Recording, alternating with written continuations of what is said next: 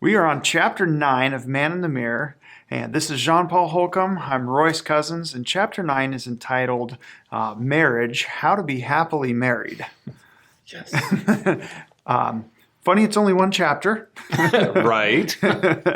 But one of the things that we love about this book and the way it's laid out is it is bullet points. It's like everything that we need without all the extra stuff that we don't. There's plenty of room for conversation. We can talk about deeper things in the men's group or with your mentor. But man, there's just some really, really solid bullet points.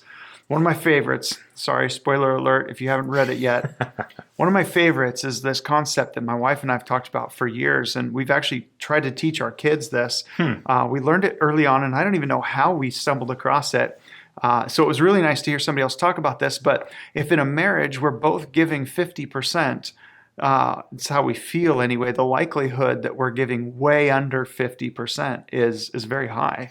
And so how he talks about it is if you're giving 90% and expecting 10% from your wife, and she's doing the same, you're both likely actually giving 50-50. So if you feel like you're doing all the work and you come home and you're working even more and you're taking care of her and doing all these things, she likely feels the exact same thing. Right. The example in there, because just saying that doesn't speak clearly to me, but the example it gives is just so great of how, he and his roommate in college had, they thought they were splitting the chores 50-50. All they could see was everything they did and nothing the other one did. But by the time they had both aired out their grievances, they realized, oh my gosh, we had, neither one had been giving as much as they thought they had because they were focused on specific key areas. Yeah. And it gives you a lot of grace for the other person realizing that they're probably giving a lot more than I'm seeing. And so I'm going to praise them for the positive and try not to grouse about the negative. Yeah. Everything that you just said, I could echo in terms of, I love the title, How to Have a Happy Marriage. I love that it's just sweet, short, sweet, to the point. Man, he gives a really useful grid for evaluating marriages. I've been running across a number of tools where it's nice to just go, okay, I got 4 things to kind of evaluate. And you can look at the various components. Keep it simple. Yep. I'm sure there are ways to, analyze it to, crazy degree. Yeah. When you hear that, how to have a happy marriage, you shared an example of something you got out of the chapter, but in general, what would you say is kind of some of the keys that pop into your head? I boil it actually down to ridiculously simple. If both people are truly seeking God, then you're both going the same direction. You see things from different perspectives, but the goal is the same. And so those different perspectives are going to cause friction and things like that, but at least you're both headed the same way. Right. And I think if you could boil it down to one principle, I think that would be the most important. But life doesn't work that way. Right. It's we've often said, boy, life would be so much easier if there weren't so many people in it. I think that's why Scripture talks about not being unequally yoked. But if you are, you're headed toward God, and maybe your wife isn't, or maybe she's kind of dabbling or whatever. Well, the interesting thing about wow, that siren really threw me off for a moment. But, what were you just saying? We were talking about not being unequally yoked? Yes, exactly. So not being unequally yoked. When you said that, it made me think of how, Christ's ministry in us is so redemptive. Yeah. Right? Like we can be the scum of the earth, living the worst life possible. And he's got enough grace. He's got enough, the salvation that he offers to us, the mercy and the grace just can completely transform the worst person, and he can use them for his glory. And so then you look at, okay, we've been saved, and Scripture that Paul says, how much more now that we're saved? So you look at a marriage, and you might go, man, my marriage sucks, and it might be all her fault, or for some of us, it might be all my fault. But boy, when you're seeking God together, right? It's like, no matter what the world may think of your match, no matter what you may think of the match that you've got, God, when you bring him in, he can totally turn that thing around and really take it from life-destroying to life-giving. And I absolutely love that. And one comment that we say at work all the time is nobody comes to work saying, I want to do a terrible job. Right. Nobody comes to work saying, man, I want to be the biggest loser today. And really nobody goes into marriage thinking, oh man, this is going to suck. I'm going to just totally bomb this thing. But there are screwy mindsets and things like that where especially in scaffold, we met quite a few people that don't understand the concept of marriage, don't believe Right. in marriage, and they're basically getting married realizing that they're being manipulated into it or whatever. Yeah.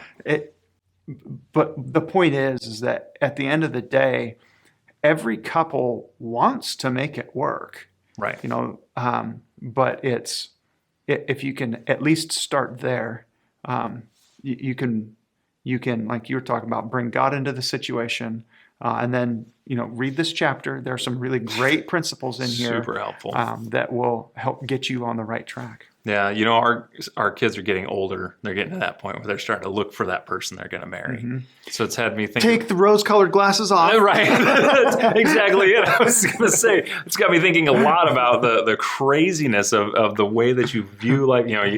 When you find that somebody and it's like, I'm so excited they always make me happy to be around them. And the day is coming. And that's, we see a lot, like you mentioned the guys in the scaffolding that we worked with, but it's all over the place where it's like, eventually that wears off, and so much of the world is like, nah, now it's time to go find the next thing. That feeling it wasn't sustained. This must not have been the right decision. And if, like us, you've had the honor of staying in a relationship beyond that point where it always feels great every day, there is some new dynamics that come in, and we start to see the realities of, love is not just this ooey gooey, like you said, rose-colored mess that we see in Hollywood all the time. There are dynamics of the will.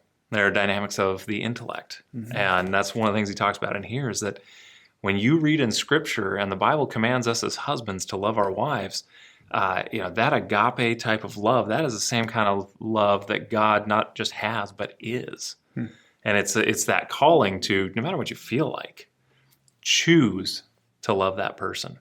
Yeah. And, one of my favorite books for relationships is Keep Your Love On by Danny Silk. And it's all about loving on purpose. And he's somebody who says to his wife, when he writes her notes, he calls her my chosen Sherry. Because no matter what she does, he chooses to love her. Yeah. That's the commitment that he made, and that's what being in a committed relationship is about. It's not about the ooey gooey. That's fun. And for any of you that haven't yet had decades of marriage under your belt, it's those feelings come and go. They do. It's awesome. Because I've gotten to a point in life where if I'm not feeling the feels, I'm confident they're around the corner. Yeah. So one of the interesting things about guys is we can turn that on for work, and we can say, I choose to go to work every day, whether I feel like it or not. And yet somehow when it comes to relationships, it's a little harder to turn that on for guys, I think, typically. And what I think it comes down to is it's always easier to show somebody love in the way that you receive love. So just looking at guys versus girls, in my opinion, from my estimation, one of the major ways, like my dad, for instance, told us that he loved us was he busted his rear at work every single day, put in massive amounts of overtime in order to give us, a great life, high education, all that stuff that he wanted for us that he may not have had when he was growing up. And that was how he said he loved us. And it's so easy for me to slip into that same thing where I'm telling you I love you. I wake up way before you guys do. I fight the traffic. I do all this stuff. I go be successful at work for you. And that's not necessarily how she receives love. And some of the tips that it talks about in here is just time spent. 20 minutes after dinner talking about nothings talking about whatevers. It doesn't have to have a point. That may not necessarily be how you receive love, but that's going to knit your hearts together in a way that's really powerful and significant.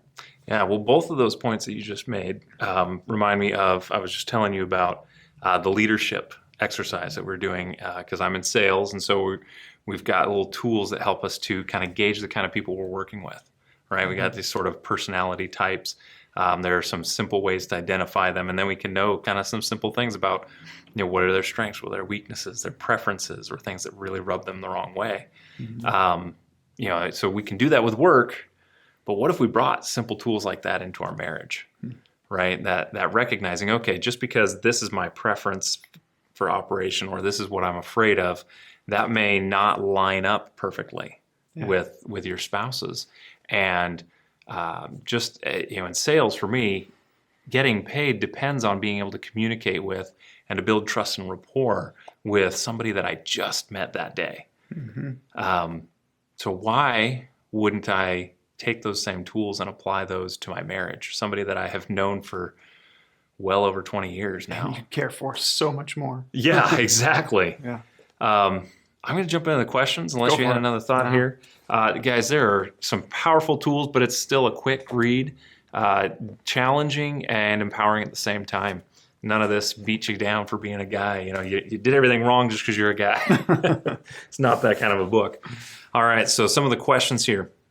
Number one, how has the role of women changed over the past few decades? How have these changes been for the better? How have they been for the worse?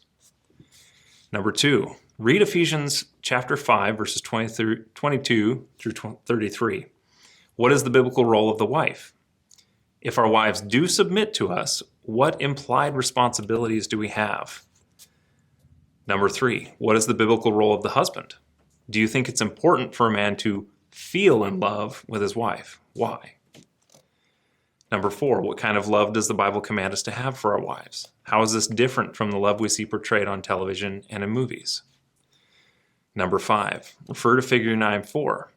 If a marriage is not a love and submit marriage, what of the other three types is it most likely to be?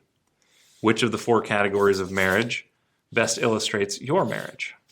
What practical steps can you take to improve your marriage? Number six, how much time do you spend with your wife on a daily basis? What do you think of the idea of spending 20 minutes a day together talking? Will you give it a try? And number seven, if both husband and wife each give 90% and expect 10% in return, their marriage will probably end up about 50-50. Comment on this thought. What do you think of asking your wife to try out the concept of 90-10 both ways? So men, if you don't have somebody to talk to about this stuff, find somebody to talk to. You're always welcome to come talk to us. Absolutely. We have made plenty of mistakes, so that's that makes it easy for you to talk to us. Yeah, I'll tell you, just because we've known each other for so long, it is a huge help to talk to another guy who's married. Yeah, so we're happy to be a resource for you if you don't have anybody else you can talk to. Yeah, definitely read this book, and we'll see you next week.